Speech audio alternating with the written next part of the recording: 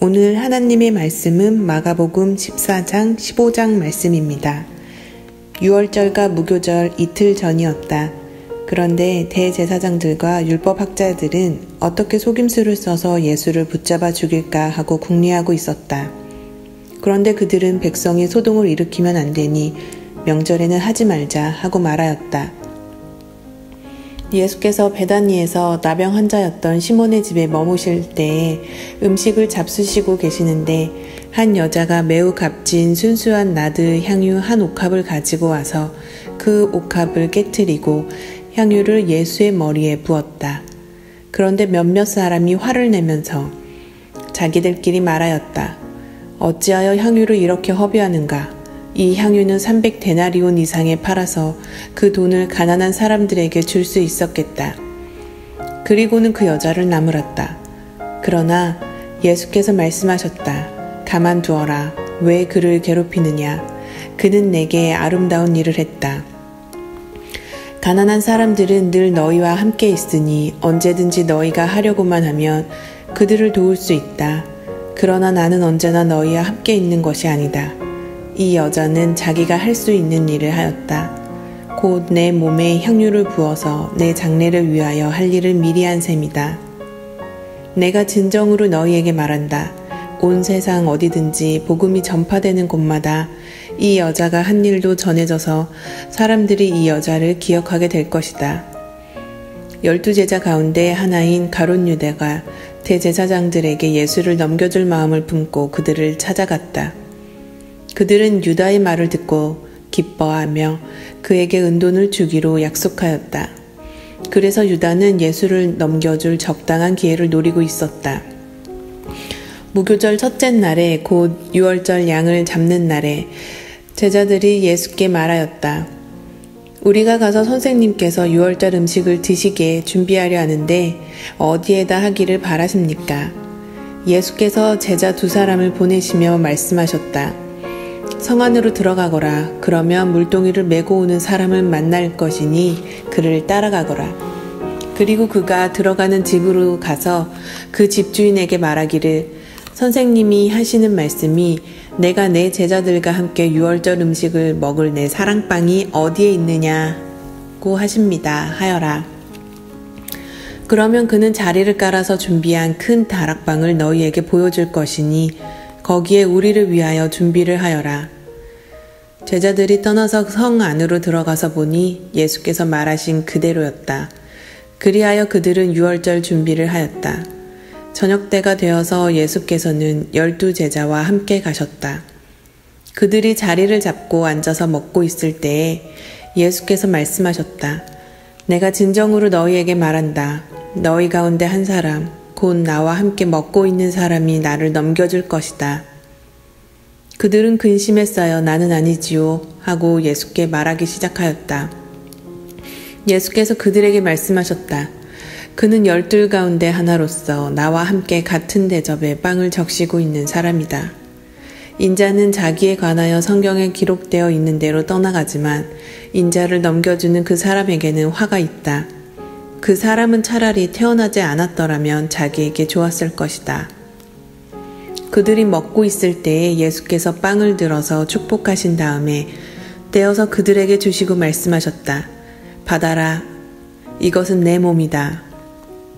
또 잔을 들어 감사를 드리신 다음에 그들에게 주시니 그들은 모두 그 잔을 마셨다. 그리고 예수께서 말씀하셨다. 이것은 많은 사람을 위하여 흘리는 나의 피, 곧 언약의 피다. 내가 진정으로 너희에게 말한다. 이제부터 내가 하나님의 나라에서 새 것을 마실 그날까지 나는 포도나무 열매로 빚은 것을 다시는 마시지 않을 것이다. 그들은 찬송을 부르고서 올리브산으로 갔다. 예수께서 제자들에게 말씀하셨다.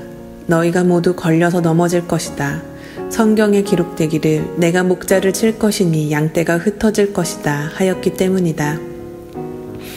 그러나 내가 살아난 뒤에 너희보다 먼저 갈릴리로 갈 것이다. 베드로가 예수께 말하였다. 모두가 걸려 넘어질지라도 나는 그렇지 않을 것입니다. 예수께서 그에게 말씀하셨다. 내가 진정으로 너에게 말한다. 오늘 밤에 닭이 2번 울기 전에 내가 3번 나를 모른다고 할 것이다. 그러나 베드로는 힘주어 말하였다.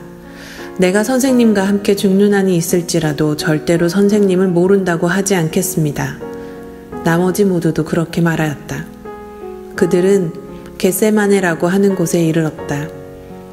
예수께서 제자들에게 말씀하시기를 내가 기도하는 동안에 너희는 여기에 앉아 있어라 하시고 베드로와 야고보와 요한을 데리고 가셨다. 예수께서는 매우 놀라며 괴로워하기 시작하셨다. 그래서 그들에게 말씀하셨다. 내 마음이 근심에 쌓여 죽을 지경이다. 너희는 여기에 머물러서 깨어 있어라. 그리고는 조금 나아가서 땅에 엎드려 기도하시기를 될 수만 있으면 이 시간이 자기에게서 비껴가게 해달라고 하셨다. 예수께서는 이렇게 말씀하셨다. 아빠, 아버지께서는 모든 일을 하실 수 있으시니 아버지께서는 모든 일을 하실 수 있으시니 내게서 이 잔을 거두어 주십시오. 그러나 내 뜻대로 하지 마시고 아버지의 뜻대로 하여 주십시오. 그런 다음에 돌아와서 보니 제자들은 자고 있었다. 그래서 베드로에게 말씀하셨다. 시몬아, 자고 있느냐? 1시간도 깨어 있을 수 없느냐? 너희는 유혹에 빠지지 않도록 깨어서 기도하여라. 마음은 원하지만 육신이 약하구나. 예수께서 다시 떠나가서 같은 말씀으로 기도하시고 다시 와서 보시니 그들은 자고 있었다. 그들은 졸려서 눈을 뜰 수 없었던 것이다. 그들은 예수께 무슨 말로 대답해야 할지 몰랐다. 예수께서 3번째 와서 그들에게 말씀하셨다. 남은 시간을 자고 쉬어라. 그 정도면 넉넉하다. 때가 왔다. 보아라, 인자는 죄인들의 손에 넘어간다. 일어나서 가자. 보아라, 나를 넘겨줄 자가 가까이 왔다. 그런데 예수께서 아직 말씀하고 계실 때에 12제자 가운데 하나인 유다가 곧 왔다. 대제사장들과 율법학자들과 장로들이 보낸 무리가 칼과 몽둥이를 들고 그와 함께 왔다. 그런데 예수를 넘겨줄 자가 그들에게 신호를 짜주기를 내가 입을 맞추는 사람이 바로 그 사람이니 그를 잡아서 단단히 끌고 가시오 하고 말해놓았다. 유다가 와서 예수께로 곧 다가가서 라삐님 하고 말하고서 입을 맞추었다. 그러자 그들은 예수께 손을 대어 잡았다.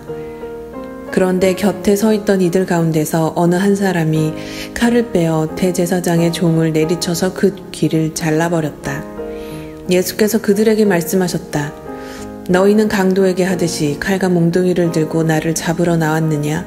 내가 날마다 성전에 너희와 함께 있으면서 가르치고 있었건만 너희는 잡지 않았다.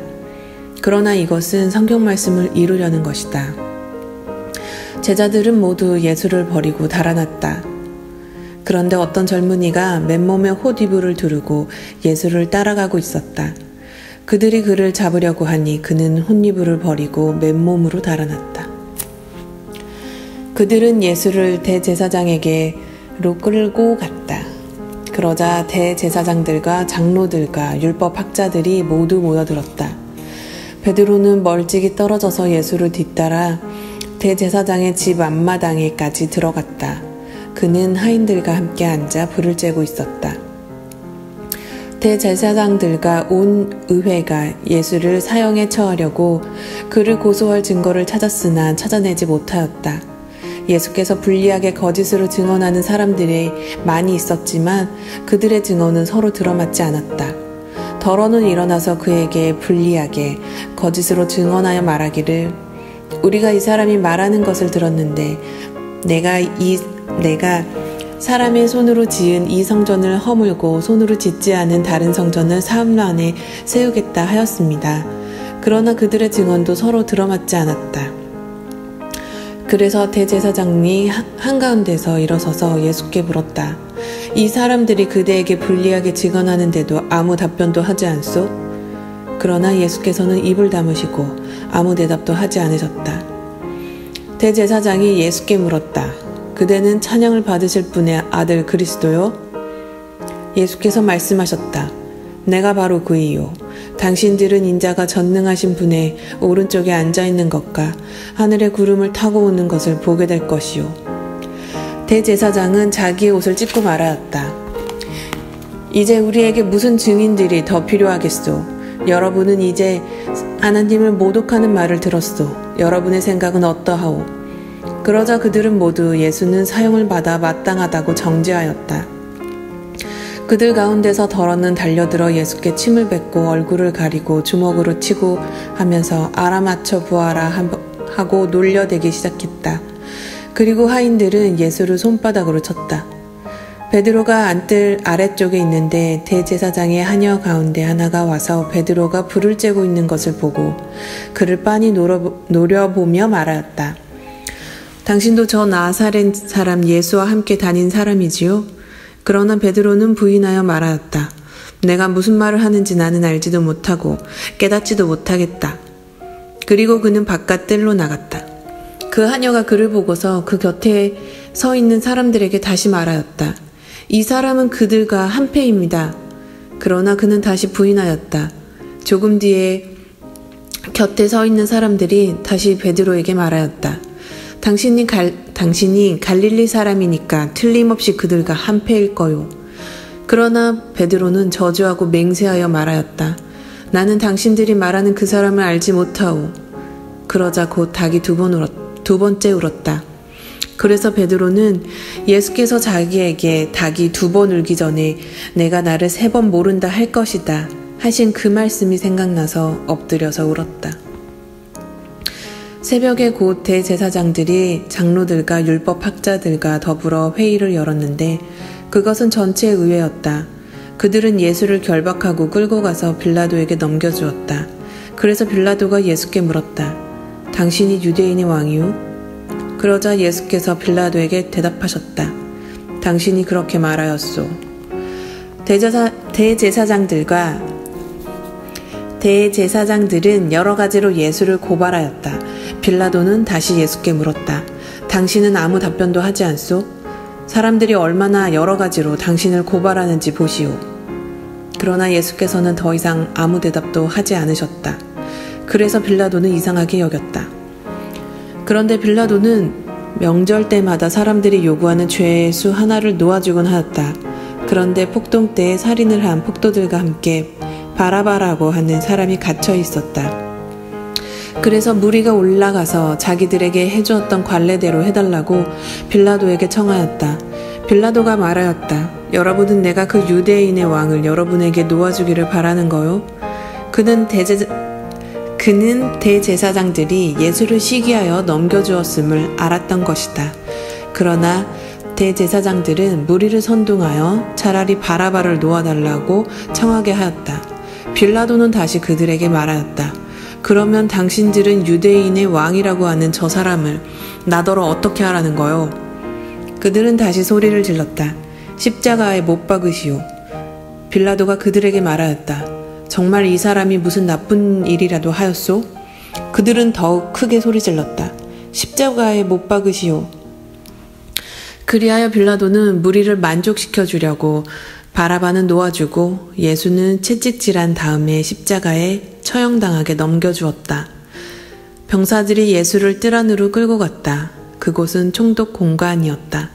그들은 온 부대를 집합시켰다. 그런 다음에 그들은 예수께 자색 옷을 입히고 가시관을 엮어서 머리에 씌운 뒤에 유대인의 왕 만세 하면서 저마다 인사하였다. 또 갈대로 예수의 머리를 치고 침을 뱉고 무릎을 꿇어서 그에게 경배하였다. 이렇게 예수를 희롱한 다음에 그들은 자색 옷을 벗기고 그의 옷을 도로 입혔다. 그런 다음에 그들은 예수를 십자가에 못 박으려고 끌고 나갔다. 그들은 예수를 골고다 시골에서 오는 길에 그곳을 지나가고 있었다. 그는 알렉산더와 루포의 아버지로서 구레네 사람 시몬이었다. 그들은 그에게 강제로 예수의 십자가를 지고 가게 하였다. 그들은 예수를 골고다라는 곳으로 데리고 갔다. 그들은 몰약을 탄 포도주를 예수께 드렸다. 그러나 예수께서는 받지 않으셨다. 그들은 예수를 십자가에 못 박고 예수의 옷을 나누어 가졌는데 제비를 뽑아서 누가 무엇을 차지할지를 결정하였다. 예수를 십자가에 못 박은 때는 아침 9시였다. 그의 제패에는 유대인의 왕이라고 적혀 있었다. 그들은 예수와 함께 강도 두 사람을 십자가에 못 박았는데 하나는 그의 오른쪽에, 하나는 그의 왼쪽에 달았다. 지나가는 사람들이 머리를 흔들면서 예수를 모욕하며 말하였다. 성전을 허물고 사흘 만에 짓겠던 사람아, 자기나 구원하여 십자가에서 내려오려무나. 대제사장들도 율법학자들과 함께 그렇게 조롱하면서 말하였다. 그가 남은 구원하였으나 자기는 구원하지 못하는구나. 이스라엘의 왕 그리스도는 지금 십자가에서 내려와 봐라. 그래서 우리로 하여금 보고 믿게 하여라. 예수와 함께 십자가에 달린 두 사람도 그를 욕하였다. 난 12시가 되었을 때 어둠이 온 땅을 덮어서 오후 3시까지 계속되었다. 3시에 예수께서 큰 소리로 부르짖으셨다. 엘로이 엘로이 레마 사박다니. 그것은 번역하면 나의 하나님 나의 하나님 어찌하여 나를 버리셨습니까? 하는 뜻이다. 거기에 서 있는 사람들 가운데 몇이 이 말을 듣고서 말하였다. 보시오, 그가 엘리야를 부르고 있어. 예수께서는 큰 소리를 지르시고서 숨지셨다. 그때 성전 휘장이 위에서 아래까지 두 폭으로 찢어졌다. 예수를 마주보고 서 있는 백부장이 예수께서 이와 같이 숨을 거두시는 것을 보고서 말하였다. 참으로 이분은 하나님의 아들이셨다. 여자들도 멀찍이서 지켜보고 있었는데 그들 가운데는 막달라 출신 마리아도 있고 작은 야고보와 요새의 어머니 마리아도 있고 살로메도 있었다. 이들은 예수가 갈릴리에 계실 때 예수를 따라다니며 섬기던 여자들이었다. 그 밖에도 예수와 함께 예루살렘에 올라온 여자들이 많이 있었다. 이미 날이 저물었는데 그날은 준비일 곧 안식일 전날이었다. 아리마대 사람인 요셉이었다. 그는 명망 있는 의회 의원이고 하나님의 나라를 기다리는 사람인데 이 사람이 대담하게 빌라도에게 가서 예수의 시신을 내어달라고 청하였다.